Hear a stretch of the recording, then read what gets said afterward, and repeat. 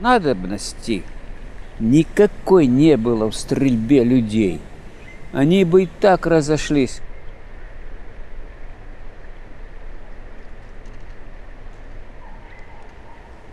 Команда была оттуда дана, с Москвы.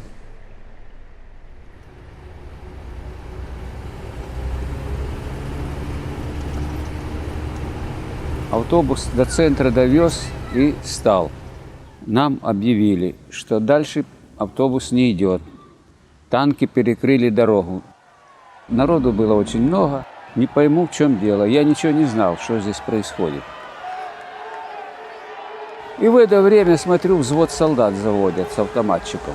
И командир получился, капитан, прямо возле меня. Приготовить автоматы на изготовку для стрельбы. Он говорит народу: расходитесь, стрелять будем. Ну, народ не поверил, что будет стрелять.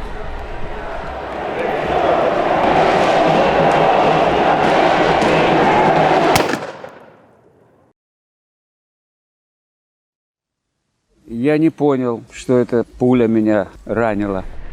А тут уже раненых, убитых, такое творится. Крик, шум, стоны. А они строчат и строчат и строчат.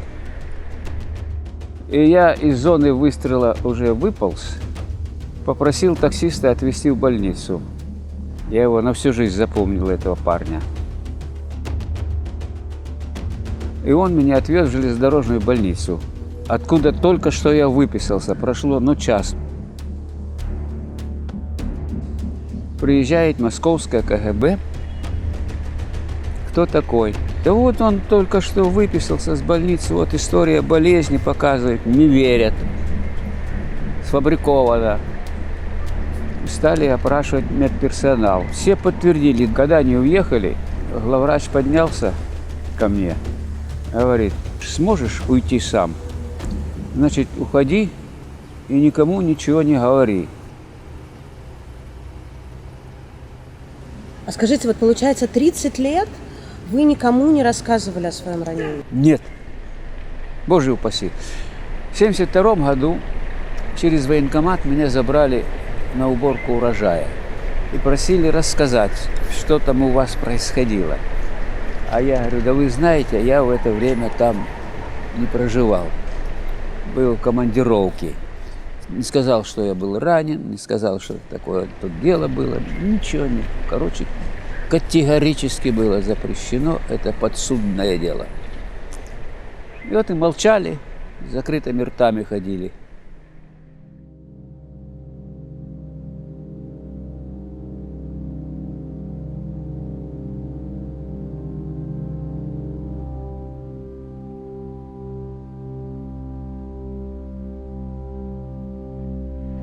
Площадь была залита кровью.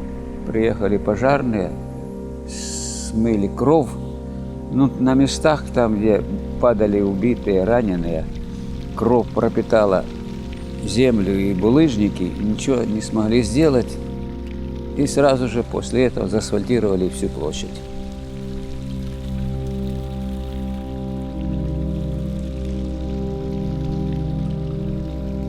В общем, безумное указание было. Ушли б люди.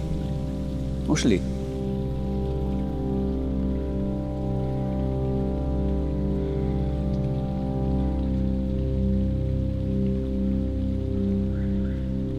Есть ли у вас ощущение, что люди до сих пор боятся рассказывать? Есть еще и боятся. Еще не все объявились. Есть.